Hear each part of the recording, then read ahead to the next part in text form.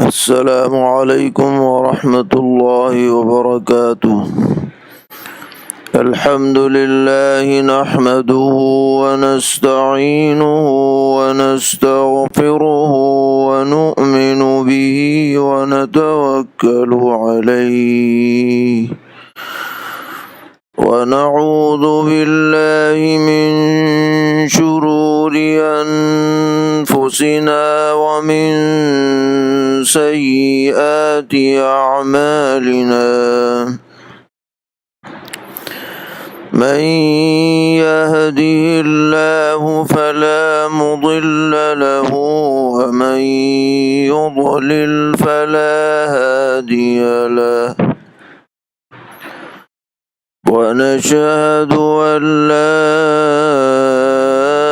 إله إلا الله وحده لا شريك له، ونشهد أن سيدنا وحبيبنا وشفيعنا وإمامنا ومولانا محمدا عبده ورسوله، صلى الله تبارك وتعالى عليه وعلى آله وأصحابه وأزواجه وذرياته أجمعين، أما بعد فأعوذ بالله من الشيطان الرجيم، بسم الله الرحمن الرحيم،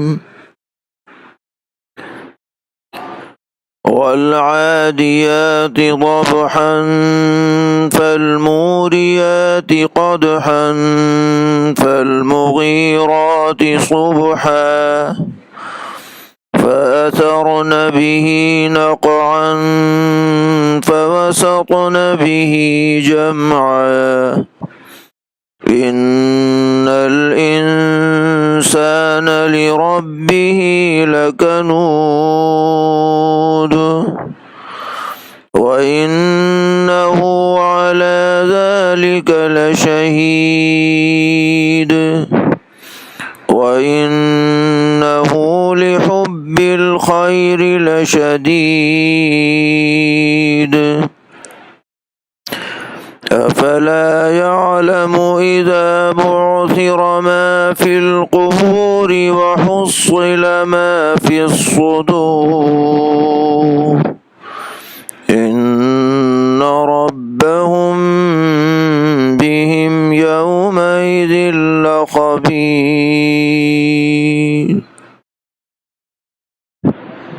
صدق الله مولانا العلي العظيم۔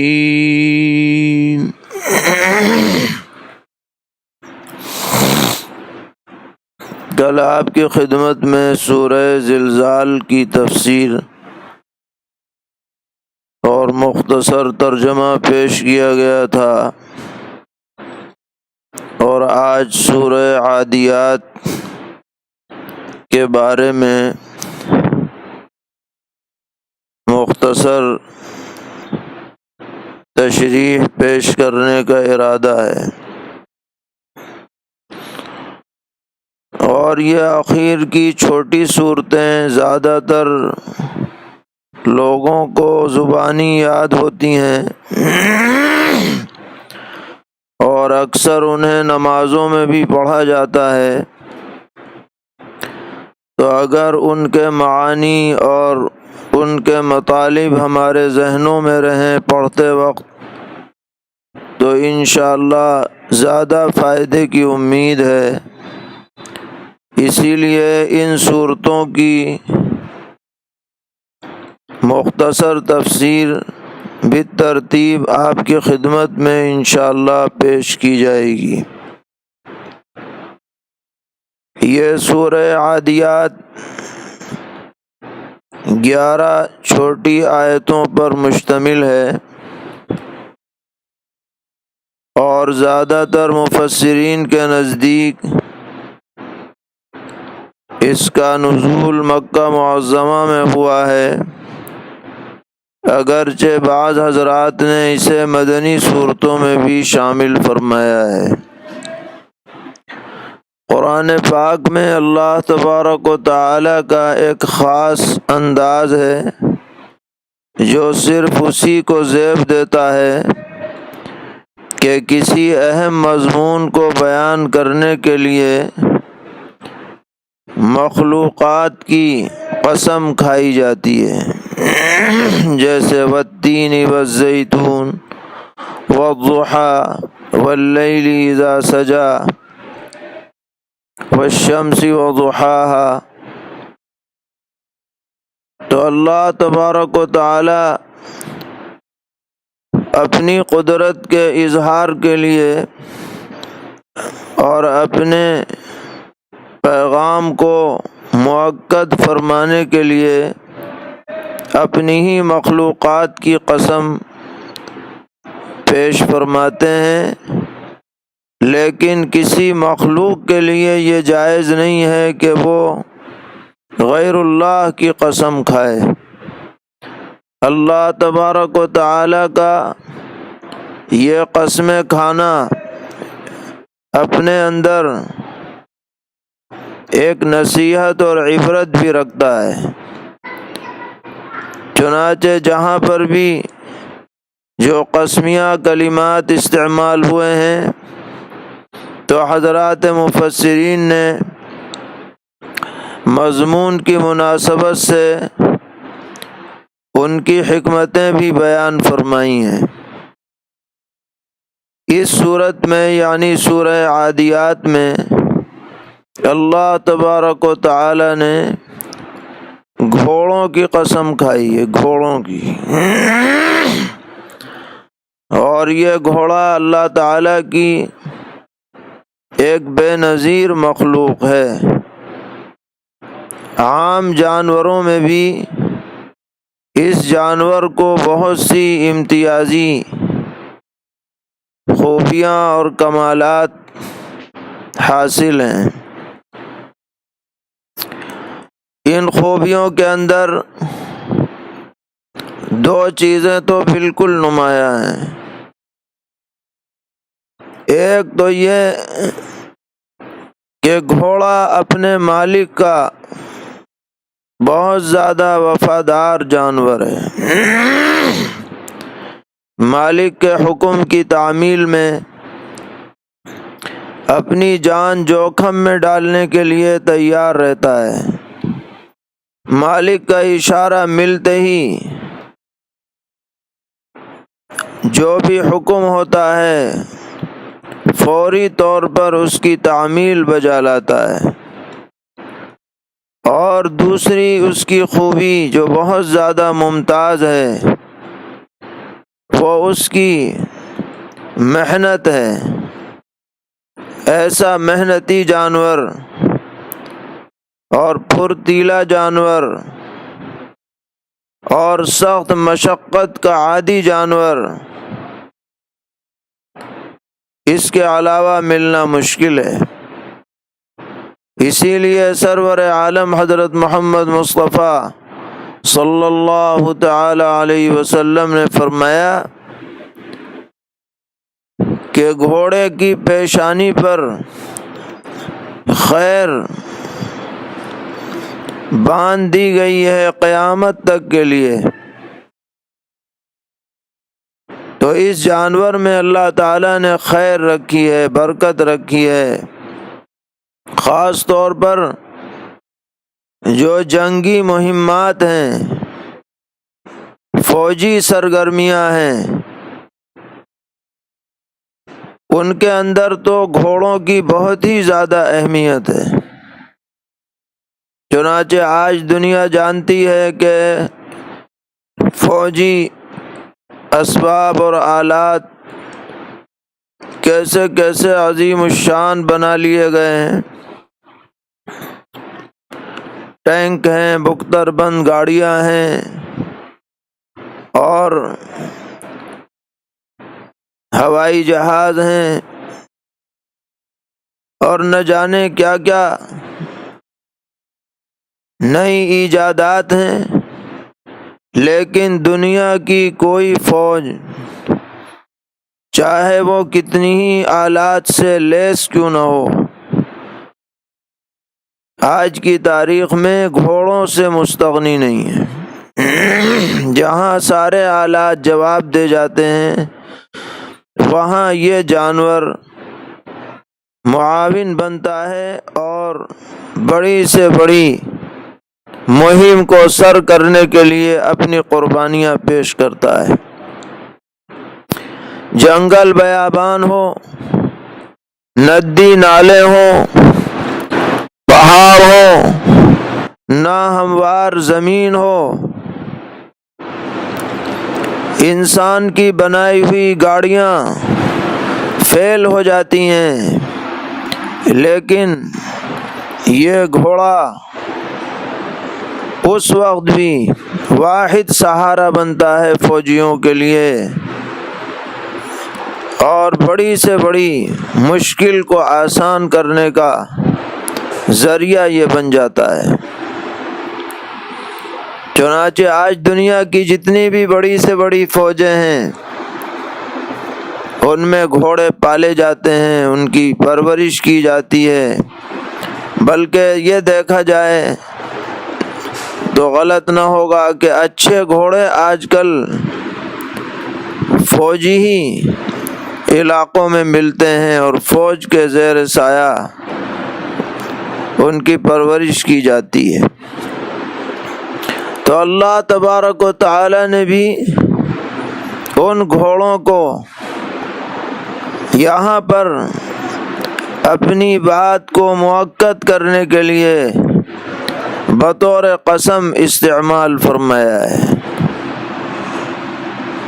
اور قسم کھائی گئی ان گھوڑوں کی جو ہانپتے ہوئے دوڑتے ہیں۔ چنانچہ جب گھوڑا دوڑتا ہے تو اس کی سانس پھولتی ہے، اور پھر وہ جب کسی پتھر پر ٹاپ مارتا ہے تو اس سے آگ نکلتی ہوئی محسوس ہوتی ہے، چنگاری اڑتی ہوئی محسوس ہوتی ہیں۔ اور جو گھڑ سواروں کی فوج کسی دشمن کی آبادی پر حملہ کرتی ہے تو صبح کے وقت عموماً حملہ کیا جاتا ہے۔ عرب کا یہ دستور تھا کہ رات میں شب خون مارنے کے بجائے دن میں سویرے حملہ کرتے تھے تاکہ بہادری کا اظہار ہو، اور اس قدر پھرتی ہوتی ہے کہ صبح کے وقت میں بھی گرد و غبار اڑ جاتا ہے ان کی ٹاپوں کی وجہ سے۔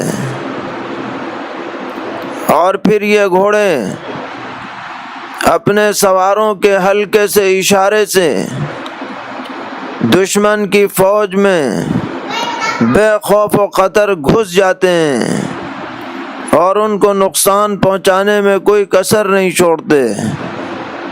یہ ان گھوڑوں کی صفات ہیں جو خاص کر اہل عرب کی آنکھوں کے سامنے تھیں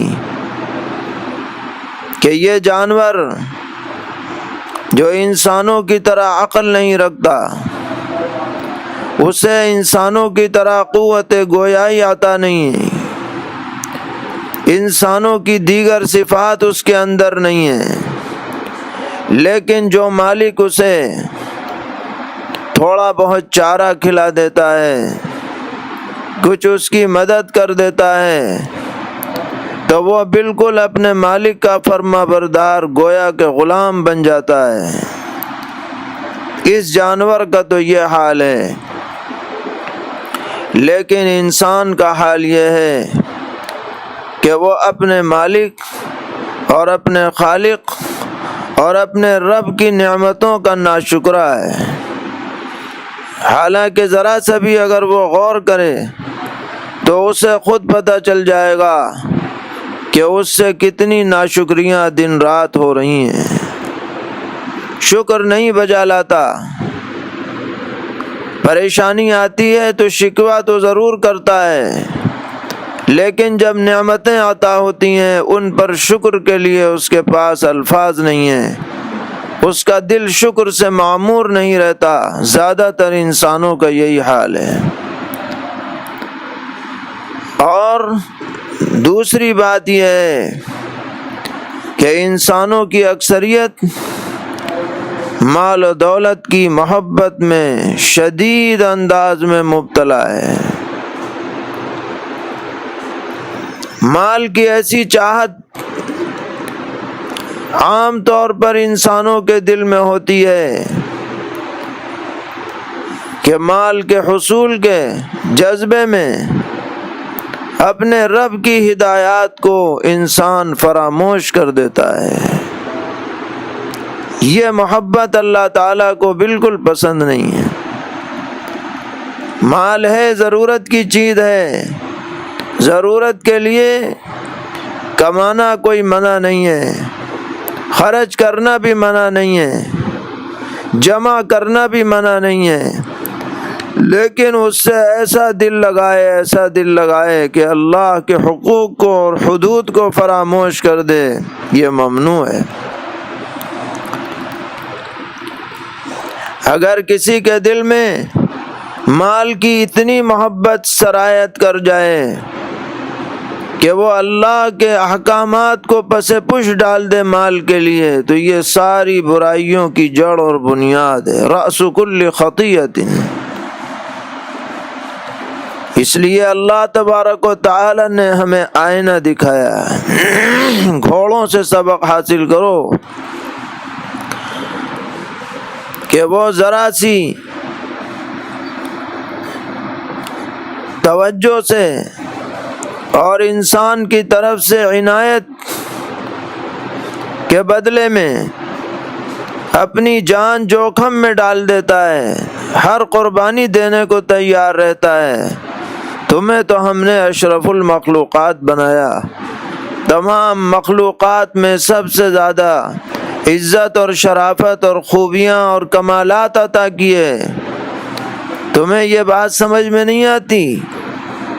تمہیں احساس نہیں ہوتا کہ تمہیں اپنے مالک کے ساتھ کیسا رویہ اپنانا چاہیے اور اپنے پروردگار کے احکامات کی کیسے تعمیل کرنی چاہیے؟ یہ آئینہ دکھانے کے بعد پھر تنبیہ فرمائی کہ غفلت میں نہ رہو، ایک دن وہ آنے والا ہے کہ دنیا سے جو لوگ جا چکے ہوں گے، قبر میں چلے گئے ہوں گے، وہ دوبارہ اٹھ کھڑے ہوں گے اور دلوں کے اندر جیسا بھی جذبہ رہا ہوگا وہ سب سامنے آ جائے گا۔ اس لیے اس دن سے ڈرو، ناشکری کا طریقہ چھوڑ دو، شکر گزاری کے راستے پر چلو۔ اور فرمایا کہ اللہ تبارک و تعالی تو انسانوں کی اس تمام باتوں سے پوری طرح باخبر ہیں، اگلی پچھلی سب باتیں اللہ تبارک و تعالی کے علم میں، کوئی چیز اس سے کسی بھی درجے میں کہیں بھی مخفی نہیں ہے۔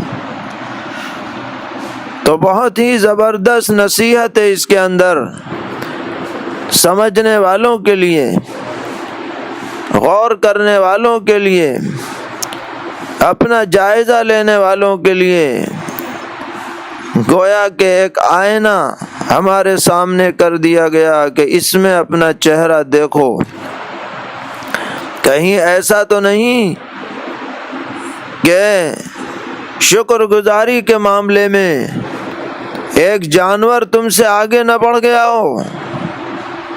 اگر ایسا ہوگا تو یہ بہت ہی شرم کی بات ہے۔ ہمیں اللہ تبارک و تعالی کی اس سے زیادہ شکر گزاری بجا لانی چاہیے جتنا کہ وہ گھوڑا جانور ہو کر اپنے مالک کی شکر گزاری بجا لاتا ہے۔ اور مالک تو اس کے ساتھ کیا کرتا ہے؟ اللہ کی دی ہوئی نعمتوں ہی میں سے کوئی نعمت اسے کھلا دیتا ہے،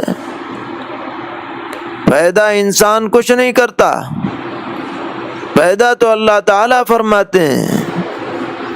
اللہ کی دی ہوئی نعمتوں میں سے کچھ نعمتیں گھوڑوں کو کھلا دیتا ہے، چنا کھلا دے، گھاس کھلا دے، پانی پلا دے، اور کچھ اس کے ساتھ کر دے، مگر انسان کے ساتھ اللہ تبارک و تعالیٰ کا معاملہ تو بہت ہی عظیم الشان ہے۔ کیسی کیسی نعمتیں بدن میں عطا فرمائیں، سننے کے لیے کان دیے، دیکھنے کے لیے آنکھیں دیں، بولنے کے لیے زبان دی، سمجھنے کے لیے دل دماغ دیے، پورا ایک نظام بنایا۔ انسان کا ایک بدن ایک پوری سلطنت کے درجے میں۔ پھر خارجی نعمتیں،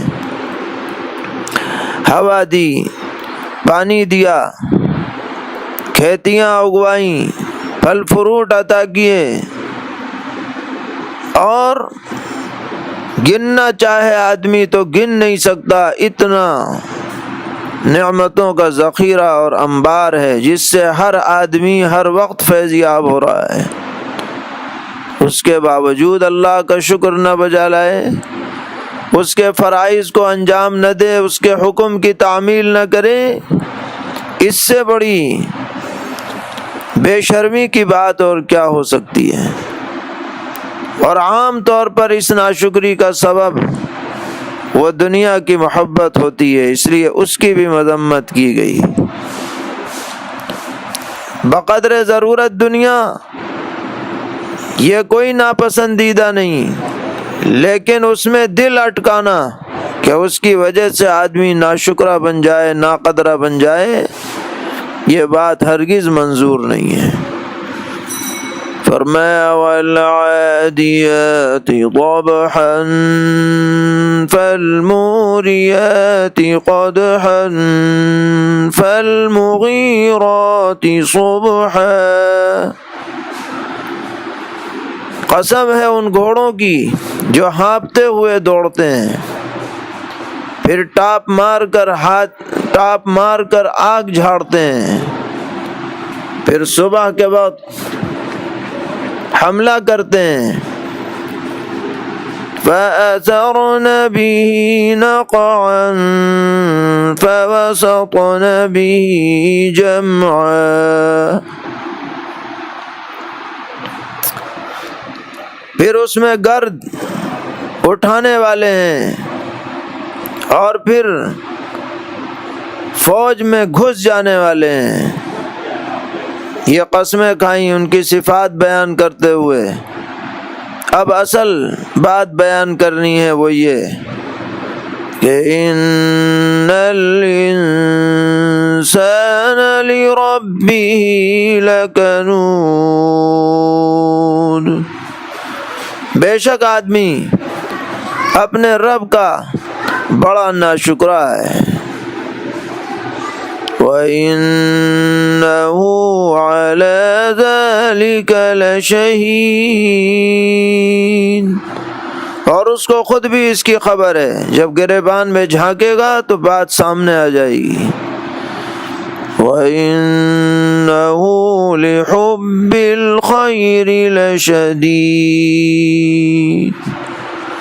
اور آدمی مال کی محبت کے بارے میں بہت پکا ہے، رگ اور ریشے میں مال کی محبت اس کے جمی بھی ہے۔ اکثر لوگوں کا یہی حال ہے۔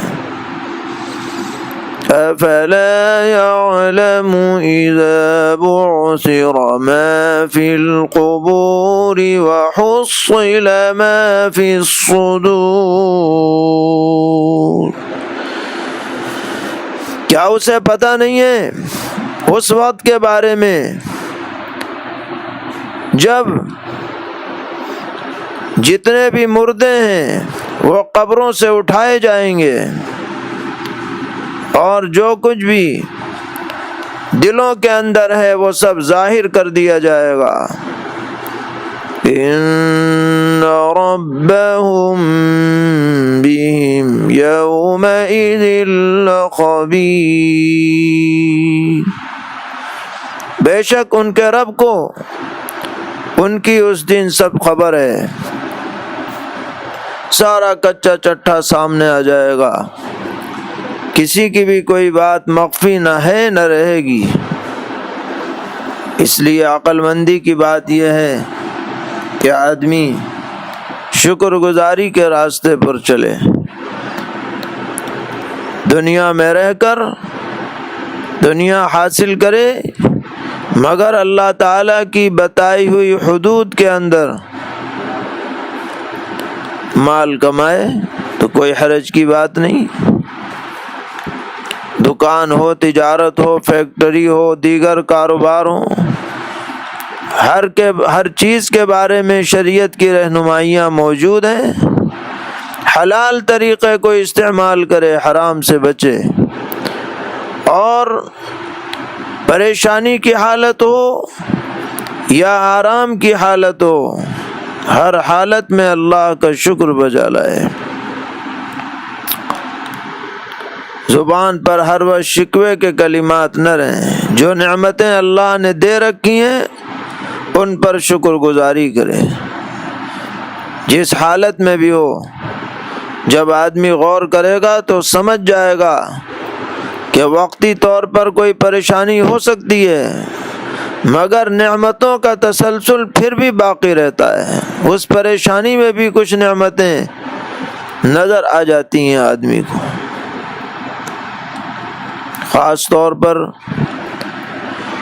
عید الفطر کا جو دن ہے وہ شکر گزاری کا دن ہے۔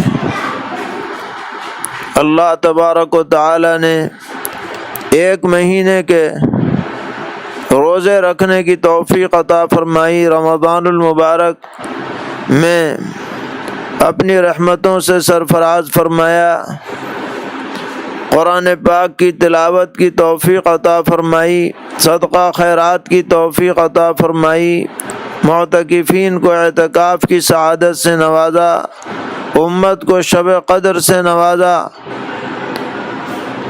ان تمام نعمتوں کو یاد کر کے اب اللہ کا شکر بجا لانا ہے۔ اسی لیے دنیا والوں کے تہوار تو اپنے اپنے انداز میں ناچ رنگ کے اور نہ جانے کس کس انداز میں ہوتے ہیں، مگر ہمارا تہوار یہ ہے کہ ہم اپنے رب کے دربار میں سجدہ ریز ہو جائیں۔ نماز عید مقرر کی گئی ہے شکر گزاری کے لیے، یہ شکر کا دوگانہ ہے۔ اس لیے ہمیں ہر موقع پر اللہ کی شکر گزاری کرنی ہے۔ اگر ہم شکر بجا لائیں گے تو اللہ تعالیٰ کی طرف سے انشاءاللہ نعمتوں کا مزید فیضان ہوگا، اور اس کی رحمتوں اور برکتوں سے ہم نوازے جائیں گے۔